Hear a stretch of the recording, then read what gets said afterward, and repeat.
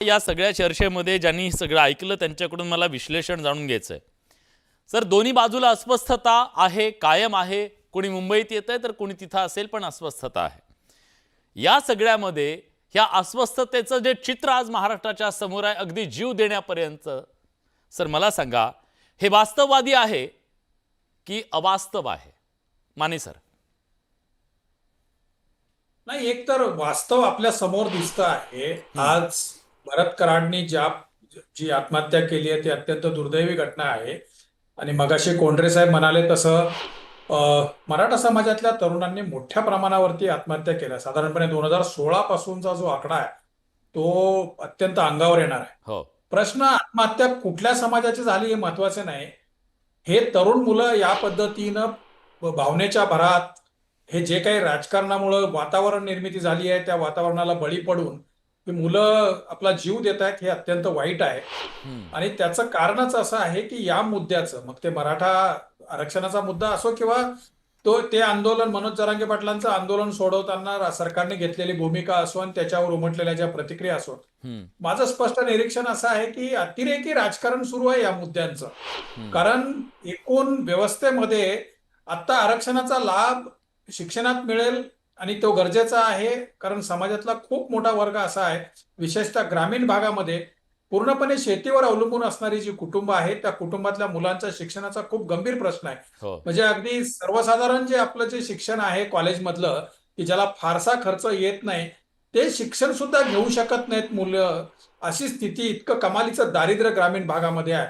आपल्याला आठवत असेल की एसटीच्या पासला पैसे नाहीत म्हणून एक मुलगी आत्महत्या करते. हो. आता सुद्धा परवा अशाच स्वरूपाची एक घटना घडलेली आहे.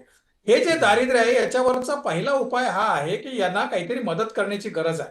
आणि शिक्षण आणि नोकऱ्यांमधलं आरक्षण हा जो मुद्दा आहे, तर ही त्या समाजाची न्याय मागणी आहे.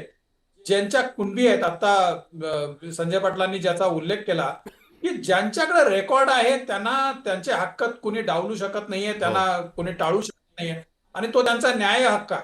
आणि त्यामुळं त्यांना तर मदत करत असेल तर इतरांनी अस्वस्थ व्हायची गरज नाही. किंबहुना ओबीसी नेत्यांनी पण या सगळ्या प्रश्नाकडे थोडंसं सहानुभूतीने पाहण्याची गरज आहे. खरंय. मी जे अतिरेकी राजकारण म्हटलं ते या पद्धतीचं अतिरेकी राजकारण होत आहे की या सगळ्यांचे जर विधानं पहा, स्टेटमेंट्स पहा, गेल्या काही महिन्यातले किंवा गेल्या 2 वर्षातले, भाषा त्यांची किती वाईट आहे. म्हणजे एकमेकाला अरे तुरे ते जाहीरपणे तर बोलतायतच आणि ते अक्षरशः एकमेकाच्या या पद्धतीनं भाबाडे काढतायत.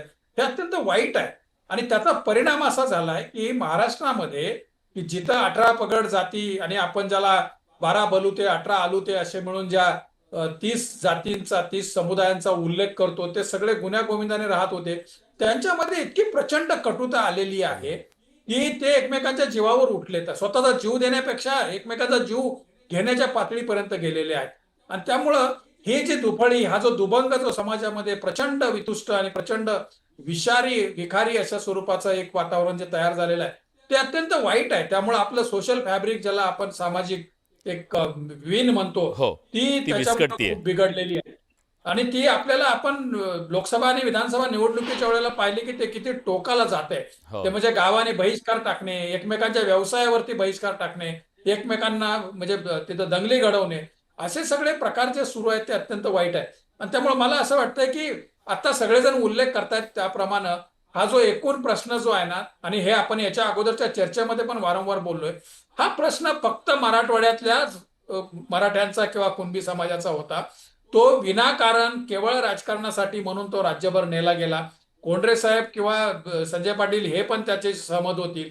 कारण या प्रदेश न्याय या विषयाची जी वेगवेगळी स्थिती आहे ती विचारात न घेता राज्यभरातले सगळे मराठा समाज जो आहे तो एकच जणू काय आहे अशा स्वरूपाचं, आणि आपण संपूर्ण महाराष्ट्राचं नेतृत्व करतोय असं दाखवण्याच्या नादामध्ये, आणि या राज्यातल्या सत्ताधाऱ्यांचं एक प्रचंड अपयश आहे की ही जी सामाजिक वीण आहे ती विस्कटू दिली जाते, त्याच्यावरती राजकारण केलं जात आहे सगळ्याच बाजूनी. मी कुणाला ब्लेम करणार नाही किंवा कुणाची बाजू घेणार नाही. सगळ्याच बाजूनी या पद्धतीने या विषयावरती जे राजकारण केलं जातंय जातीच्या आधारावरतं, कारण काय आहे की या आरक्षण, शिक्षण आणि नोकरीचा लाभ मिळेल, तो मिळाला पण पाहिजे, पण त्याच्यापेक्षा एक खूप मोठं क्षेत्र हे या तरुणांना, सगळ्याच समाजातल्या तरुणांना, आणि जे कर्तबगार आहेत, जे गुणवंत आहेत, जे उद्यमी आहेत, अशांना एक खूप मोठं क्षेत्र आहे, खरंय. त्याच्यावर आपण अगदी अगदी मी लक्षात मी येत सहमत नाहीये. आहे सर तुमच्या मताशी. म्हणूनच मला